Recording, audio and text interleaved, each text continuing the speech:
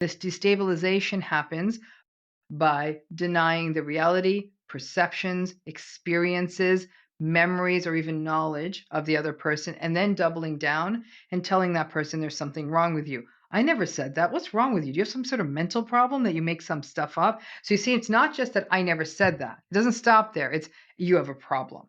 You got to have both pieces. And this is where people sometimes confuse lying and gaslighting. They're not the same thing. Lying is lying, right? Lying is I wasn't there and you were there. Okay.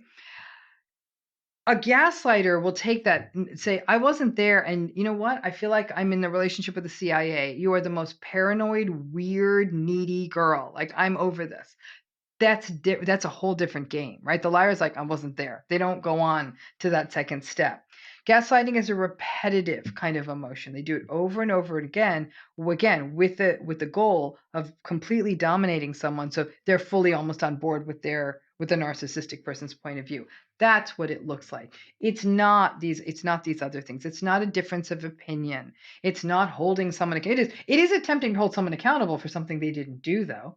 That would be gaslighting. It's a very, very problematic tactic, and not just because someone gaslights doesn't make them a narcissist, by the way. All narcissistic people gaslight. Not all gaslighters are narcissistic. They may just be people who are just obsessed with power, and that's their thing, which probably makes them narcissistic-y, but we wouldn't know until we sort of peered under the hood. So that's what gaslighting is. And many times as gaslighting proceeds, many times the gaslighter will literally twist it to a place where they're the victim and you're the perpetrator, and you're thinking, and people believe it. Like I'm a bad person. And that's why many people in narcissistic relationships feel like they're bad people. Like, how can somebody like help take the power away from a narcissist? I've often heard that narcissists are addicted to validation, whether it's positive or negative. What tactics can somebody use to not give the person they're in a relationship with, if they're a narcissist, that much power over them? Don't engage. It's that simple. Don't engage. So when they're yammering on about something, because sometimes what we'll do is we'll engage. In fact, I have an acronym. I tell people when you're with a narcissistic person, don't go deep, don't defend, don't engage, don't explain, and don't personalize this. So when they're telling you something, we'll sometimes want to say, no, that's ridiculous. I'm like, blah, blah, blah, blah, blah, blah. And then you're like, okay, okay, cool. Yeah. And then you really learn these techniques for disengagement because like I said, there's not a lot of there in these relationships. You're basically they're holding court. I always say like a relationship with a podcast, a relationship with a narcissist is like listening to a podcast. It's like, they're just blah, blah, blah, blah, blah, blah, blah. The difference is you can't change to another show. And so it's just you're sitting there, you're holding court. And if you view it that way, you can do mindfulness work. I sometimes when I'm with a narcissistic person and they're yammering on around me, I will listen to part of what they're saying and then I'll just sort of if I'm not in a position to be able to do something else, I'll sort of do a mindful kind of what I call a sweep of the room. I'll describe the room to myself. I'll do a 5, 4, 3, 2, 1 mind. I'll do something to sort of ground myself. I've just stopped listening to them. It's just noise at that point. But that's really the main way you can take away their power. There's no direct route in. It's taking away if you want to stop a fire, take away the oxygen. And so, if part of the game here in surviving this relationship is radical acceptance of the situation, I would imagine part of that is having compassion for the narcissist. As hard as it is, like being able to understand like that this person is really struggling and this person is not as confident as they appear. How can somebody get to a place where they're having compassion for a person that treats them like garbage? You gotta go through the whole healing process first. This is very much of make sure you've fully gotten your seat on that lifeboat and your stuff put away, and then you can work on make sure you're also off the mothership, and then, and only then. Because most people who've been in narcissistic relationship have heaps and gobs and mountains of compassion for this person, far more than they had for themselves. And it got tested time and time and time and time again. And even when the whole thing falls apart, many people still will be having compassion, like, well, they had a tough childhood, or, things haven't gone their way, or they feel hollow inside, or some terrible things have happened to them, or whatever it may be. Okay. There's an exercise I also talk about in my book, which is called the exercise of multiple truths. I say, okay, and I'll do this with clients. Let's get out a piece of paper.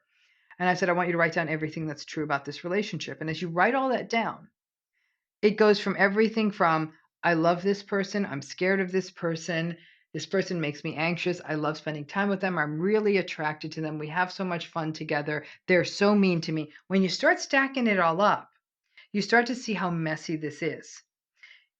Just because you have compassion with someone. See, the way the narcissistic person is like, "Oh, yeah? You care about me so much? Then stop doing what you're doing," right? They'll twist it. You don't need to share the compassion out loud with them. We can have compassion for people and leave them. We can have compassion for people and disengage from them. We really can. Because what it ends up being is that either you're signing up to be a source of supply for them forever, which is in essence, you're just sort of giving up on yourself, or you're saying, I hope this person gets the help they need or pursue or gets it together, but I am no longer going to be an audience to this. And because the narcissistic people throw such tantrums when they're being rejected or perceive they're being abandoned, a lot of people say, well, that was mean of me to leave them. I'm like, what's your option? Door number two is you forever sort of stay in psychological servitude. And I'm like, I don't want that. But there's no version of this where the narcissistic person's not upset. And so I do truly, I think having compassion and empathy in all of our interactions is absolutely central to making this world a better place and not the mess that it is right now. But being compassionate and empathic doesn't mean giving in to what they want. It means knowing that that being abused is not a way of showing empathy, right? Continuing to engage in the relationship knowing that that's what they're capable of. And when they say things like, "But give me 6 months, I'll go in therapy," say, "I'm gonna go do me for 6 months. You go into therapy. No matter what, it's gonna be good for you. And then if you wanna talk to them in 6 months, that's on you." But waiting around and holding space for them while they're doing the change, never a good idea.